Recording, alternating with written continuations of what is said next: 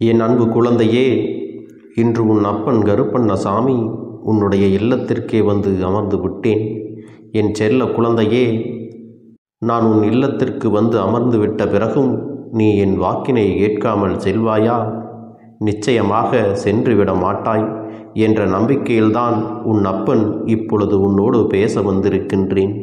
என் குழந்தையே, உன் வாழ்க்கையில் உன்னை சுற்றி நடக்கின்ற ஒரு விஷயத்தை பற்றி நீ இன்னமும் உணராமல் நின்று கொண்டிருக்கிறாய்.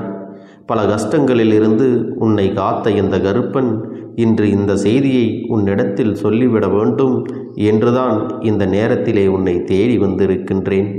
என் பிள்ளையே, உன்னுடைய குடும்பத்தை சுற்றிலும் ஒரு சதி நடந்து கொண்டிருக்கிறது. இந்த சதியை செய்கின்றவர் வேறு எங்கும் இல்லை, உன்னுடைய குடும்பத்திற்கு மிகவும் அருகாமையில்தான் இருந்து கொண்டிருக்கிறார். எத்தனை நாட்களும் அவர்கள் நல்லவர்கள் போல உன்னிடத்திலே நடித்து கொண்டிருந்தார்கள். இப்பொழுது அவர்களுடைய வேலையை உன்னுடைய குடும்பத்தின் மீது திசை திருப்பி விட்டிருக்கிறார்கள். என் செல்லமே, ஒரு சிறிய சத்தம் உன் வீட்டில் கேட்டுவிட்டால் போதும், அவர்களுடைய செவிகள் அப்படியே உன் இல்லத்தை நோக்கி வந்து விடுகிறது. ஒரு சிறு வார்த்தை கிடைத்துவிட்டால் கூட அதை திரித்து பலவிதமாக பேசுவதற்கு தயாராகவும் இருக்கின்றார்கள். இப்பேற்பட்ட மனநிலையோடு உன்னுடைய இல்லத்திற்கு அருகில் இருக்கின்ற ஒரு பெண்மணியை நீ இந்த நேரத்தில் அடையாளம் கண்டுகொள்ள வேண்டும். என் அன்பு குழந்தையே, கொஞ்சம் குள்ளமான உயரம், அவர்கள் பேசுகின்ற வார்த்தைகள் எல்லாமே நமக்கு அவர்கள் நம் மீது அன்பானவர்கள், நம் மீது உரிமையோடு பேசக்கூடியவர்கள் என்பதை போல ஒரு எண்ணத்தை உருவாக்கி விடுவார்கள். ஆனால் மற்றவர்களிடத்திலோ உன்னை பற்றி தவறாக பேசுவதுதான் அவர்களின் வேலையாக இருக்கிறது. அது மட்டுமல்ல, படிப்பு அவர்களிடத்தில் அதிகமாக இல்லை என்றாலும் கல்வி சம்பந்தமான எந்த விஷயங்களை சொன்னாலும் அவர்களுக்கு அத்தனை எளிதாக புரிந்து விடாது. ஆனால் அடுத்தவர்களின் கதை, அடுத்தவர்களின் வாழ்க்கை என்று வேறு எதையாவது பற்றி அவர்களிடத்தில் சொன்னால் மட்டும் அது தெளிவாக புரிந்துவிடும். இப்படிப்பட்ட மனநிலையை கொண்ட ஒருவர் உன் இல்லத்தின் அருகில் இருந்து கொண்டு உன் இல்லத்தில் நடக்கின்ற அத்தனை விஷயங்களையும் நோட்டமிட்டு கொண்டிருக்கிறார்கள். அது மட்டுமல்ல, ஒருவரை பற்றி இன்னொருவரிடமெல்லாம் கதையாக அளந்து பேசுவதில் வல்லவராகவும் இருந்து கொண்டிருக்கிறார். அப்பனே, அவர்கள் அப்படி பேசுவதற்கு நான் என்ன செய்ய முடியும் என்று நினைக்கிறாய் அல்லவா? என் அன்பு குழந்தையே, அவர்கள் இல்லத்திலிருந்து அவர்கள் நடத்துகின்ற இந்த நாடகத்தை எல்லாம் நாம் எப்படி கண்டுகொள்ள முடியும், நாம் எப்படி இதையெல்லாம் சமாளிக்க முடியும் என்று நீ நினைக்கிறாய் அல்லவா? என் செல்லமே, முதலில் ஒரு விஷயத்தை தெளிவாக நீ புரிந்து கொள்ள வேண்டும். குடும்பத்திற்குள் நடக்கின்ற ஒரு விஷயத்தை ஒரு நாளும் அருகில் இருப்பவர்கள் கேட்கும்படி நீங்கள் பேசிவிடக்கூடாது. நம் குடும்பத்தில் நடக்கின்ற விஷயம் வெளியில் தெரிந்துவிட்டது என்றால் கண், காது, மூக்கு வைத்து ஒவ்வொருவரும் அவரது மனநிலைக்கு ஏற்றவாறு அந்த கதைகளை திருத்தி பேசி கொண்டிருப்பார்கள். அதன் பிறகு உன்னால் எதுவுமே செய்துவிட முடியாது. அதனால் விஷயத்தை வெளியில் விடாமல் பார்த்து கொள்வதுதான் உனக்கு மிகவும் நல்லது என்பதை நீ புரிந்து கொண்டால் போதும். என் செல்ல பிள்ளையே, அதற்காக நீ என்ன செய்ய முடியும் என்று கேட்டால், இனிமேலாவது உன்னுடைய குடும்பத்தில் இருக்கின்ற எந்த விஷயங்களை பற்றி நீங்கள் பேசினாலும் அக்கம் பக்கத்தில் உள்ளவர்களின் காதுகளுக்கு எட்டிவிடாதபடி சற்று அமைதியாக பேச வேண்டும். கோபம் வந்தால்தான் சத்தம் அதிகரிக்கும் அல்லவா? அதனால் எந்த விஷயத்தை பேசும்போதும் பொறுமையோடு கையாள வேண்டும். அது உங்களுடைய வீட்டில் இருப்பவர்களுக்கும் நல்லது, உனக்கும் நல்லது என்பதை புரிந்து கொள்ள வேண்டும். ஆனால் இன்னும் சிலர் இங்கே என்ன செய்கிறார்கள் தெரியுமா? தங்களுடைய உணர்ச்சிகளை எல்லாம் கட்டுப்படுத்த முடியாமல் மற்றவர்கள் இருக்கிறார்கள் என்று கூட பார்க்காமல் உணர்ச்சி வசப்பட்டு தன்னோடு இருப்பவர்களின் மனதினையும் சேர்த்து காயப்படுத்தி விடுகிறார்கள். எந்த இடத்தில் எப்படி பேச வேண்டும், என்ன பேச வேண்டும் என்கின்ற இங்கிதம் கூட இல்லாமல் தன் நிலை மறந்து வாயில் வந்ததையெல்லாம் படபடவென பேசிவிடுகிறார்கள்.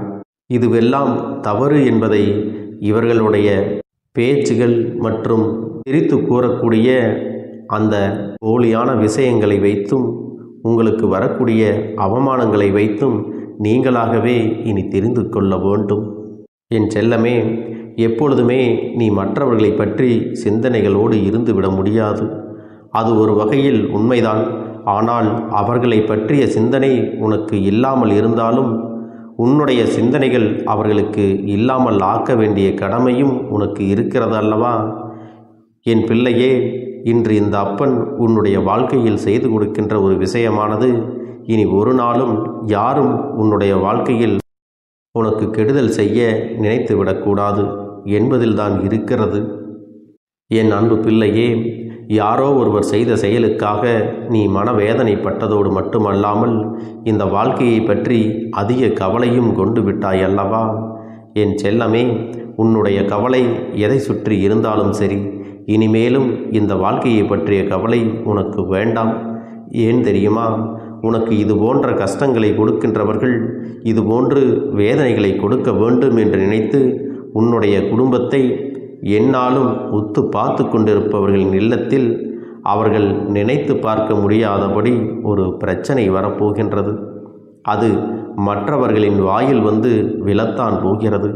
அப்பொழுதுதானே தெரியும், தான் மற்றவர்களுக்கு இது போன்று ஒரு காரியத்தை செய்திருக்கக்கூடாது, அவர்களுக்கும் இது போன்று வந்துவிட்டது என்று அவர்களாகவே இதையெல்லாம் உணரப் போகின்றார்கள். இதைவிட அவர்கள் புரிந்து கொள்ள நல்ல ஒரு சந்தர்ப்பம் என்றுமே கிடைத்து விடாது. அந்த கஷ்டத்தை அவர்களும் தன் வாழ்க்கையில் உணர்ந்தால்தான் அதை நிச்சயமாக புரிந்து கொண்டு திருந்திக் கொள்வார்கள். அப்பொழுதும் திருந்தவில்லை என்றால் மேலும் மேலும் அவர்கள் வாழ்க்கையில் நடக்க இருப்பதை யாராலும் காப்பாற்ற முடியாது. எத்தனை தெய்வங்களை வணங்கினாலும் அது நடக்கப் போவது இல்லை என்பதுதான் நிதர்சனமான உண்மை. என் தங்கமே, அதனால் இன்று உனக்கு ஒருவர் வேதனை கொடுத்து விட்டார்கள் என்று நினைத்து நீ மனம் நொந்து போவதை நிறுத்திவிட்டு இனி எப்பொழுதுமே உன்னுடைய வாழ்க்கையில் எல்லாமே இனி நன்மையாகவே நடக்கும் என்பதை புரிந்து கொண்டால் போதும். என் செல்ல பிள்ளையே, உனக்கு சோதனைகள் இருக்கிறது என்று எண்ணுகின்றாயா? எங்கெல்லாம் உன்னை சுற்றி தீய மனிதர்கள் இருக்கின்றார்கள் என்று நினைக்கின்றாயா? அங்கெல்லாம் நீ எந்தவித கஷ்டங்களையும் அனுபவிக்காமல் வெளியில் வருவது எப்படி என்றுதான் சிந்திக்க வேண்டும். உனக்குள் இருக்கின்ற எண்ணங்களையும் உணர்வுகளையும் நீ அப்படியே வெளிக்கொண்டு வந்து விடக்கூடாது. நீ எளிதாக மற்றவர்களிடம் உன் வாழ்க்கையை பற்றி பேசும் பொழுது அவர்கள் அதனை தனக்கு கிடைத்த கதையாக எண்ணிக்கொண்டு 4 பேரிடம் சொல்லி சிரிக்க காத்து கொண்டிருக்கிறார்கள். இது போன்ற ஒரு சூழ்நிலையை நீ எப்பொழுதும் யாருக்கும் உருவாக்கி கொடுத்து விடாதே. அவரவர் படுகின்ற கஷ்டங்களுக்கான பலனை நிச்சயமாக அவர்கள் அனுபவித்துதான் ஆக வேண்டும் என்று விதி இருக்கும் பொழுது உனக்கு செய்கின்ற துரோகத்திற்கான பலன்களையும் அவர்கள் நிச்சயமாக அனுபவிக்கத்தான் போவார்கள். என் அன்பு குழந்தையே, உன் வாழ்க்கையில் இது நாள் வரையிலும் நடந்ததெல்லாம் நடந்ததாகவே இருக்கட்டும். அவர்கள் கொடுத்த கஷ்டங்கள் எல்லாம் கஷ்டங்களாகவே இருக்கட்டும். அவர்களுக்கான நல்ல பாடத்தை இந்த அப்பன் நானே புகட்டிவிடப் போகிறேன். அப்பன் கொடுத்த தண்டனைக்கு பிறகுதான் அடுத்தவர்கள் வீட்டின் பிரச்சனைகளை எல்லாம் எதற்காக இப்படி பேசினோம், எதற்காக இப்படி திருத்தி கூறி அவர்களுக்கு ஒரு அவப்பெயரை ஏற்படுத்தினோம் என்பதையெல்லாம் அவர்கள் தன்னுடைய குடும்பத்தில் வரக்கூடிய பிரச்சனைகளிலிருந்து தெரிந்து கொள்ளப் போகிறார்கள். அதன் பிறகு மற்றவர்களுடைய குடும்பத்தில் இருக்கக்கூடிய விஷயங்களை எல்லாம் வெளியில் சொல்லவே பயந்துதான் போவார்கள். தன்னுடைய குடும்பத்திலேயே நிலைமை சரியில்லாத போது எப்படி அவர்கள் அடுத்தவர்கள் குடும்பத்தை பற்றி பேசிவிட முடியும்? அந்த நேரத்திலே யாராவது, நீ மட்டுமல்ல வேறு யாராவது ஒருவர் மற்றவரை பற்றி பேசினாயல்லவா, இப்பொழுது உனக்கு என்ன கிடைத்திருக்கிறது என்று பார். அதற்கெல்லாம் தண்டனையாகத்தான் உனக்கு இந்த சூழ்நிலை வந்திருக்கிறது. இனியாவது திருந்திக்கொள் என்று எடுத்து கூறும் பொழுது அவர்களாகவே கூனி குறுகி போய் நிற்கத்தான் போகிறார்கள். என் செல்ல பிள்ளையே, இனி இப்படிப்பட்ட மனிதர்களை எல்லாம் நீ சரியாக அடையாளம் கொண்டு கடந்து வந்து விட்டால் போதும்.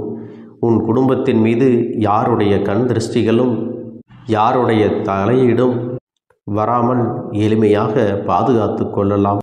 அதனால் என் அன்பு குழந்தையே, நீ கவனமுடனும் எச்சரிக்கையுடனும் இல்லத்தில் பேசினாலும் சரி, வெளியில் பேசினாலும் சரி, யார் செவிகளுக்கும் எட்டாதபடி உனக்கு யாரிடத்தில் பேச வேண்டுமோ அவர்களுக்கு மட்டும் கேட்டால் போதும் என்கின்ற எண்ணத்தோடு நீ நடந்து கொள்ள வேண்டும். என் பிள்ளையே, இதை சரியாக செய்யும் பொழுது இனி இவர்களால் உன் வாழ்க்கையில் எதையும் செய்துவிட முடியாது.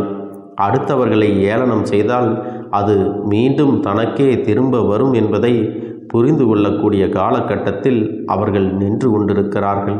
இனி ஒருபொழுதும் உன்னுடைய வாழ்க்கையை பற்றி பேசிவிடாதபடி இந்த அப்பன் ஒரு தண்டனையை கொடுத்துவிடப் போகிறேன். அதனால் என் அன்பு பிள்ளையே, நீ தைரியமோடு இனி உன் வாழ்க்கையை நம்பிக்கையோடு வாழ பழகு.